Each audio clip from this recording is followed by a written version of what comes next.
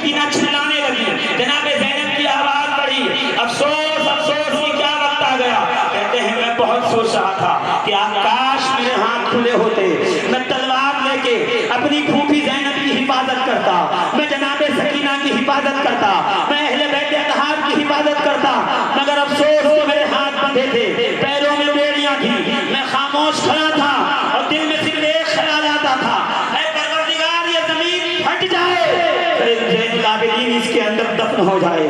ایسے مشکل حالات میں نے نہ دیکھے تھے نہ کوئی دیکھے، میں ایسے دعائیں کرتا چلتا ہوں۔ تاریخ کہتی ہے کہ قافلہ کچھ آگے بڑھا، ایک خاتون اپنے چھجے پہ دودھ کے کچھ برتن لے کے، دودھ کے کچھ پیالے لے کر کے آگے بڑھتی ہے، اور آگے بڑھنے کے بعد عزیزان محترم وہ پیالہ پیش کرتی ہے، ایک قیدیوں پیالہ لے لو، اے راستے کے سفے مسافر، تھکے ہوئے مسافروں پیالہ لے لو، پی لو، دودھ پی لو، یہ ہم تمہارے لیے لائے ہیں۔ سیدہ زینب نے دیکھا نا، جہاں لوگ گالیاں دے رہے ہیں، جہاں لوگ تانے دے رہے ہیں، جہاں لوگ کنکر مار رہے ہیں، جہاں لوگ پتھر برسا رہے ہیں، وہاں کوئی تو ہے جو ہمیں پہچانتا ہے، کوئی تو ہے جو ہم سے محبت کا جو اظہار کر رہا ہے، کوئی تو ہے جو ہم سے حسن سلوک کر رہا ہے۔ سیدہ زینب نے کہا تو ہمارے دودھ پلانے آئی ہے، وجہ کیا ہے؟ آخر اس کا ریزن کیا ہے؟ آخر اس کی وجہ کیا ہے؟ اس نے کہا میں نہیں جانتی تم کون ہو، مگر میری مالکین، میری آقا زادی، میری سیدہ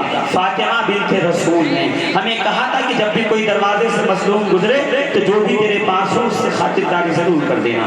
میں تو اپنی سیدہ کے قول پر عمل کرنے آئی ہوں، میں تو صرف اور صرف یہاں آئی ہوں ان کے کہے پہ عمل کرنے کے لیے، میں تمہیں نہیں پہچانتی کون ہو۔ کہتا جب اتنا سننا تھا تو سیدہ زینب نے کہا اچھا ایک بات بتا مائی، ایک بات بتا، تو بزرگ بہت ہے مگر سوال کرنا چاہتی ہوں، تو خالی فاطمہ زہرا کو تم نے سنا ہے یا ان کو دیکھا بھی ہے، ان کے پاس رہی بھی ہے؟ تو اس نے کہا بیٹی میں فاطمہ زہرا کی خدمت میں 2 سال رہی ہوں، میں نے 2 سال ان کی خدمت کی ہے، ان کے بچوں کو کھلایا ہے، ان کا مصلہ بچھایا ہے، ان کے وضو کا پانی دیا ہے، میں ان کی خدمتگار 2 سال رہی۔ کہا اچھا 2 سال میں کچھ دیکھا ہے؟ کہا میں نے دیکھا ہے فاطمہ زہرا کے باپ میں ایک حسن نامی پھول تھا، ایک حسین نامی پھول تھا، ایک زینب نامی بیٹی تھی، اور ہاں 2 سال میں رہی، میری شہزادی فاطمہ نے کبھی زینب کو رونے نہ دیا، کبھی ان کے رونے کی آواز نہ سنی، بہت محبت کرتی تھی اور ہر ایک کو دکھاتی تھی دیکھو میری زینب میرے ہو بہو ہے، اس کی شکل میری شکل سے ملتی ہے، میرے بابا زینب میں میری تصویر دیکھتے ہیں۔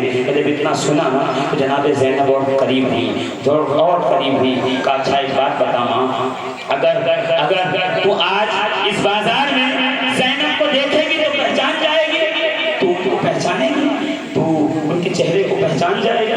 کہا کیوں نہ پہچانوں گی، ان کے چہرے سے فاطمہ زہرا کا نور برستا ہے۔ کہا اتنا سننا تھا نا تو سیدہ زینب نے اپنے مقدس چہرے سے بالوں کو ہٹایا، اب جو بالوں کا پردہ ہٹا نا تو آپ کے چہرے مقدس سے، آپ کے چہرے طیبہ سے، آپ کے چہرے پاک سے انوار فاطمہ زہرا پر جھلک رہے تھے۔ تو جیسے نگاہ پڑی وہ بڑھیا تھوڑی قریب آئی، اس کے ہاتھ سے دودھ کا پیالہ گرا، اس کے ہاتھ سے چھڑی گری، وہ زمین پہ گر کے کہتی ہے پروردگار یہ وقت دکھانے سے پہلے مجھے موت کیوں نہیں آ گئی؟ یہ فاطمہ زہرا کی بیٹی بازار میں نہ رہی ہو اور ہم اپنے گھروں کے اندر بیٹھے ہوئے ہوں۔ یہ کہنا تھا کہ اس کی روح قبض سے منصری سے پرواز کر گئی، ابھی اس کی موت واقع ہوئی ہے۔ جناب زینب نے پکار کے کہا ہے سید سجاد ذرا قریب آؤ۔ سید سجاد بیڑیوں کو گھسیٹتے ہوئے قریب آئے، کہا یہ دیکھو یہ بڑھیا ہے، جب ہم قیامت میں اپنے حضور حاضر ہوں گے کربلا کے شہداء، کربلا کے مظلومین، یاد رکھنا ہمیں اس کا نام بھی شامل کرنا ہے۔ پھوپھی یہ کربلا ساتھ آئی نہیں، اس نے قربانی دی نہیں، یہ ساتھ میں پیاسی رہی نہیں، اس میں مظالم نہیں ہوئے، اسے کربلا والوں میں کیسے شامل کر لیں؟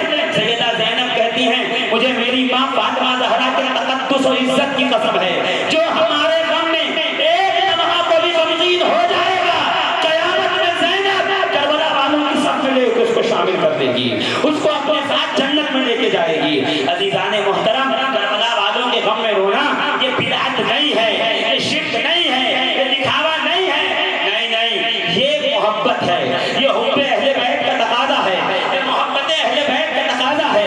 یہ وہ گھر ہے جہاں جبریل اترتے ہیں، جہاں عرش کے لباس لے کے آتے ہیں، جہاں کھانے کے سوغات اترا کرتے ہیں، جہاں دسترخوان اترتا ہے۔ اس گھر کی شہزادیوں کے بال کو بھی کبھی سورج میں نہیں دیکھا ہے، آج کیسا وقت گزرا ہے میدان کربلا میں. سکینہ کو تماچے لگائے جا رہے ہیں, زینب کے اوپر کوڑے برسائے جا رہے ہیں, مخدرات عصمت پر کوڑے برسائے جا رہے ہیں, ایک ایک کے سر سے چادر چھینی جا رہی ہے. اللہ اکبر. مگر دیکھیے نا, اس بیچارگی میں بھی پردہ جاری ہے, اس بیچارگی میں بھی شریعت کا پاس و لحاظ ہے. تاریخ کہتی ہے کہ ہر ایک نے کربلا والوں کو سنا, مگر راوی کہتا ہے میں سید سجاد امام زین العابدین سے پوچھتا تھا, اے زین العابدین کربلا کے بعد یہ بتائیے کہ سب سے مشکل وقت کون سا گزرا ہے؟ تو سید سجاد فرماتے تھے 3 وقت بہت مشکل گزرا ہے. کون کون سا؟ الشام الشام الشام. 3 بار نام دیا. کہ حضور اس کی تفسیر کر دیجئے. کہ شام کا بازار سارے کے سارے لوگ تماشا دیکھنے آئے تھے, ہمارے گھر کی عورتیں بے پردہ کھڑی تھی. شام کا دربار کہ یزید شراب کے نشے میں خود بیٹھا تھا, اس کے حوالی و موالی بیٹھے تھے, اور ہمارے گھر کی خواتین بغیر پردے کے دربار میں حاضر کر دی گئی تھی جیسے قیدیوں کو حاضر کر دیا جاتا ہے. پھر شام کا قید خانہ جہاں ہم اس قدر ہوتے تھے کہ میری پھوپھی کھڑے ہو کر نماز نہیں پڑھ پاتی تھی, مجھے عبادت کی سکت باقی نہیں تھی کہ میں کھڑے ہو سکوں, ہم بیٹھ کر نمازیں ادا کرتے تھے. ایک دن میری بہن سکینہ کی رونے کی آواز آئی, ہم دوڑے ہوئے گئے. سکینہ کیا ہوا؟ کہا بھی میں نے دیکھا ہے بابا یہاں تشریف لائے تھے, میں نے ان کو دیکھا ہے, میرے بابا کہاں چلے گئے؟ تو بس سینے سے لگا کے کہا خواب دیکھا ہوگا. کہ نہیں, میں نے بابا کو نہیں دیکھا ہے. چیخنے کی رونے کی آواز بڑھ گئی.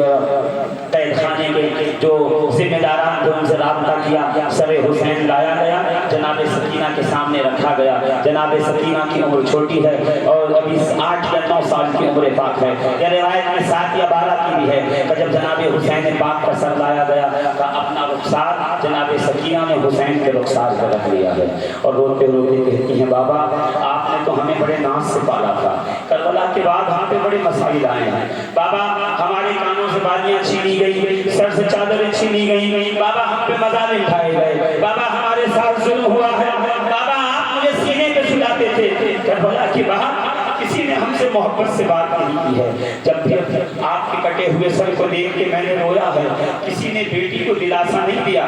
ہمارے یہاں میتیں ہوتی ہیں نا تو بچوں کو دلاسا دیتے ہیں, کہتے ہیں کربلا والوں کو دلاسا نہیں دیا, بلکہ جب کوئی حسین کے کٹے ہوئے سر کو دیکھ کے جناب سکینہ روتی نا تو وہ ظالم شمر آ کر کے مقدس جسم پہ کوڑے لگاتا اور کہتا خاموش ہو جاؤ, تیرے رونے سے کہیں ایسا نہ ہو کہ ان لوگوں کے اندر بغاوت پھیلنے لگے. کہتے ہیں روتی جاتی, گفتگو کرتی جاتی. 60 کا سناٹا تھا. آہستہ آہستہ سکینہ کی آواز تھوڑی سی مدھم پڑی, اور ایک وقت ایسا آیا آواز آنا بند ہو گئی. میں دوڑا ہوا قریب گیا, میں نے دیکھا نبض رک چکی تھی, سانس رک چکی تھی, روح قبض منصری سے پرواز کر گئی تھی. کہ یہ وہ مشکل وقت تھا کہ جب سکینہ کی قبر بنانے کے لیے میرے پاس کوئی اوزار نہ تھا, جب بہن سکینہ کو کفن دینے کے لیے میرے پاس اتنا سرمایہ نہ تھا کہ میں اپنی بہن کو نیا کفن دے سکوں. میں نے اسی کربلا کے جلے ہوئے کرتے میں اپنی بہن سکینہ کو زیر خاک دفن کیا ہے, اور میں نے رب کی بارگاہ میں التجا کی تھی پروردگار عالم گواہ رہنا حسین کی اس مظلومی کے اوپر ہم نے اپنا سب کچھ قربان کیا ہے تیرے دین کی بقا کے خاطر, تیرے حبیب کے محبوبین کی خاطر. تو اس بات میں گواہ رہنا. فرماتے ہیں ذریعے سید سجاد زین العابدین کے بعد کربلا میں کبھی چھاؤں میں بیٹھا نہیں, میں نے کبھی ٹھنڈا پانی نہیں دیا, اس لیے کہ جب پانی کا پیالہ ہاتھ میں آتا تو جناب علی اصغر کا چھلا ہوا گلا نظر سے دکھائی دینے لگتا. کہتے ہیں کہ راوی کہتا ہے, آخری بات راوی کہتا ہے کہ جب سید سجاد مدینے کی گلیوں میں نکلتے نا تو قصاب جو ہوتا گوشت والا وہ بکری کے گوشت کے اوپر کپڑا ڈال دیتا, چھپا دیتا. کسی نے پوچھا آخرکار تم اس گوشت کو چھپا کیوں دیتے ہو؟ تو وہ کہتا ہے وجہ صرف یہ ہے کہ جو آ رہے ہیں نا ان کے سامنے ان کے گھر والوں کی لاش کو گھوڑے دوڑائے گئے ہیں, جسم کے ٹکڑے کیے گئے ہیں, جسم کو بولٹی بولٹی کر دیا گیا ہے. یہ جب بھی اس طرح کھلا ہوا گوشت دیکھتے ہیں ان کو اپنے گھر والوں کی یاد آ جاتی ہے, ان کو گھر والوں کی یاد آتی ہے, ان کے کٹے ہوئے جسموں کی یاد آتی ہے. ابھی اگر یہ کٹا ہوا گوشت دیکھ لیں گے یہیں بیٹھ کر رونے لگیں گے, غمزدہ ہو جائیں گے. میں نہیں چاہتا کہ زین العابدین غمزدہ ہو, اس لیے میں نے اس پہ کپڑا ڈال رکھا ہے. عزیزان محترم, کربلا والوں نے مصیبتوں کو دیکھا ہے.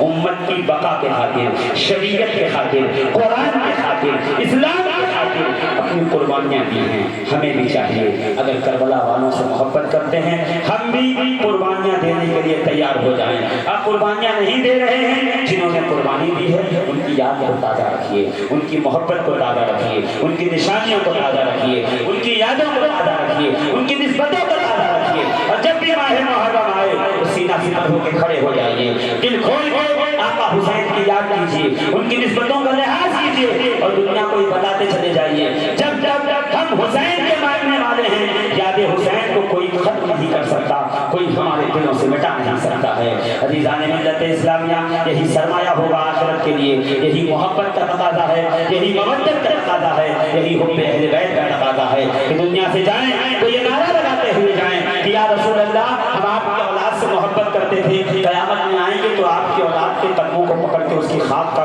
نشان ڈھونڈتے ڈھونڈتے پیچھے آ جائیں گے. سرکار دنیا میں جیسے نگاہ کرم بنائی رکھی تھی ویسے آخرت میں نگاہ کرم بنائے رکھنا. اسلام زندہ ہوتا ہے، ہر کربلا کے بعد اسلام زندہ باد، قربانی اہل بیت پائیں گے.